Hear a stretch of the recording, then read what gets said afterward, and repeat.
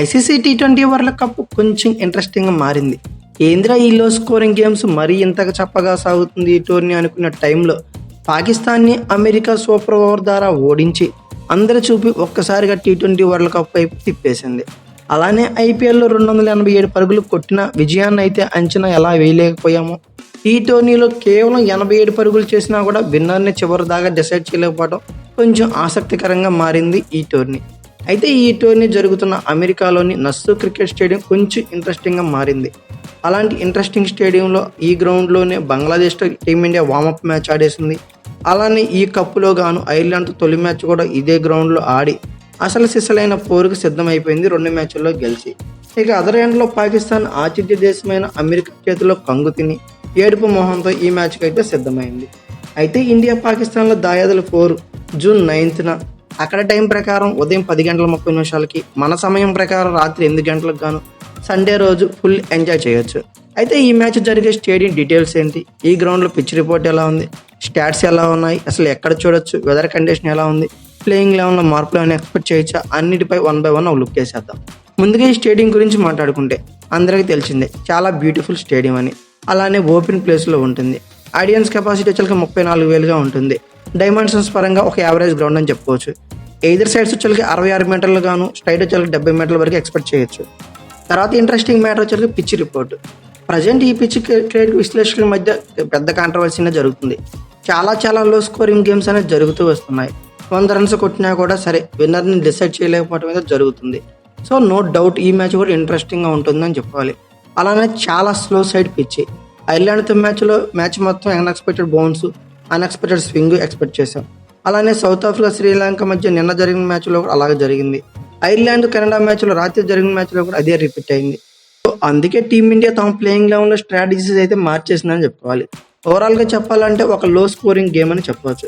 ఇక weather report పరిశీలిస్తే నార్మల్గానే ఇక్కడ టెంపరేచర్ చాలా తక్కువ, అది అందరికీ తెలిసిందే.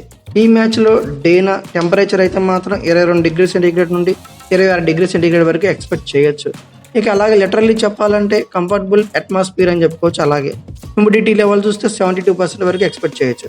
అయితే ఈ గ్రౌండ్ యొక్క స్టాట్స్ పరిశీలిద్దాం. ఆల్రెడీ ఈ గ్రౌండ్లో ఈ టోర్నీలోనే 3 మ్యాచ్లు అయితే జరిగాయి. టోటల్గా 3 మ్యాచ్ల్లో కానీ ఫస్ట్ బ్యాటింగ్ వాళ్ళు 1 గెలిస్తే సెకండ్ బ్యాటింగ్ వాళ్ళు 2 గెలిచారు. అయితే నేను రాత్రి ఐర్లాండ్ మరియు కెనడాల మధ్య ఒక మ్యాచ్ జరిగింది. కెనడా ఫస్ట్ బ్యాటింగ్ చేసి 137 runs కొడితే ఐర్లాండ్ కేవలం 125 పరుగులకే పరిమితమైంది. అలాగే 2 టీముల మీద ఏకంగా 14 వికెట్లు పడ్డాయి.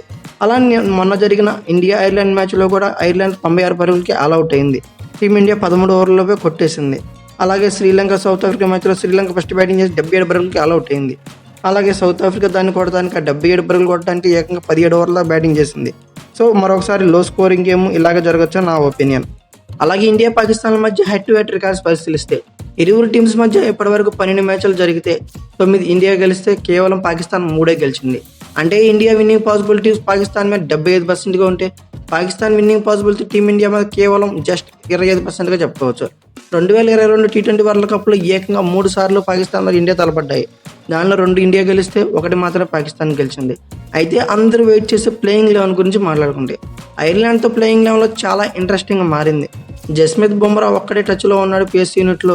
రిమైనింగ్ బౌలర్స్ ఎవరి నుంచి హెల్ప్ అందుతుందని అందరూ ఆశ్చర్యకరంగా వెయిట్ చేశారు.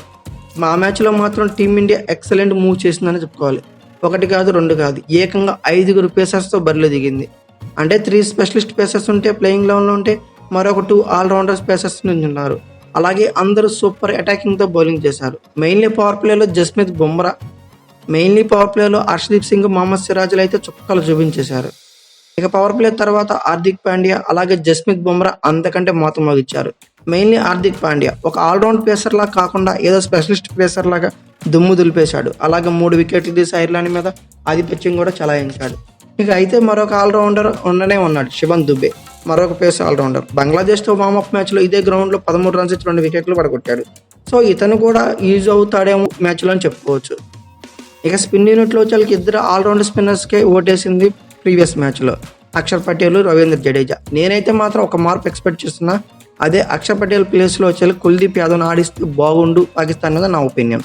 ఇక బ్యాటింగ్లో యాజ్ యూజువల్గా కోహ్లీ, రోహిత్ శర్మ, రిషబ్ పంత్ టాప్ ఆర్డర్లో ఆడటం పక్క. అయితే రోహిత్ శర్మ, పంత్ అనే వాళ్ళు ఎలా టచ్లో ఉన్నారని చెప్పుకోవచ్చు. కోహ్లీ కాసేపు కానీ క్రీజ్లో సెట్ అయితే ఎంతటి బ్యాటరో మనందరికీ తెలిసిందే.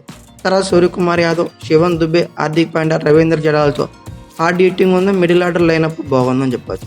ఓవరాల్గా పెద్దగా ప్లేయింగ్ లెవెన్లో చేంజెస్ అయితే నేనైతే ఎక్స్పెక్ట్ చేయడం లేదు. కుల్దీప్ ఆర్ అక్షరాల్ కుల్దీప్ ఈ ప్లేస్ మాత్రమే నేను ఎక్స్పెక్ట్ చేస్తున్నా. ఓవరాల్గా మన ప్లేయింగ్ లెవెన్ ఒకసారి పరిశీలిద్దాం. రోహిత్ శర్మ, విరాట్ కోహ్లీ, రిషబ్ పంత్, సూర్యకుమార్ యాదవ్, శివన్ దుబే, హార్దిక్ పాండ్యా, రవీంద్ర జడేజా, కుల్దీప్ యాదవ్ కానీ, అక్షర్ పటేల్ కానీ, జస్ప్రీత్ బుమ్రా, మహమ్మద్ సిరాజ్, హర్షదీప్ సింగ్ ఇలా ఉన్నారు. మీ ఒపీనియన్ ప్రకారం టీమిండియా ప్లేయింగ్ లెవెన్ ఎలా ఉండబోతుందో కామెంట్ బాక్స్లో పిన్ చేయండి. అలాగే ఈ మ్యాచ్లో కానీ ఏ టీం గెలుస్తున్నారో కామెంట్ బాక్స్లో పిన్ చేయండి. అలాగే బెస్ట్ పర్ఫార్మెన్స్ ఇచ్చే ప్లేయర్ ఎవరు కానీ ఈ మ్యాచ్లో కానీ కామెంట్ బాక్స్లో పిన్ చేయండి. ఈ వీడియో కనుక మీకు నచ్చినట్లయితే like, share, comment plus subscribe చేసుకోండి. అలాగే పక్కనే ఉన్న బెల్ ఐకాన్ ఒకటి మాత్రం మర్చిపోకండి. Thank you for watching. Have a nice day.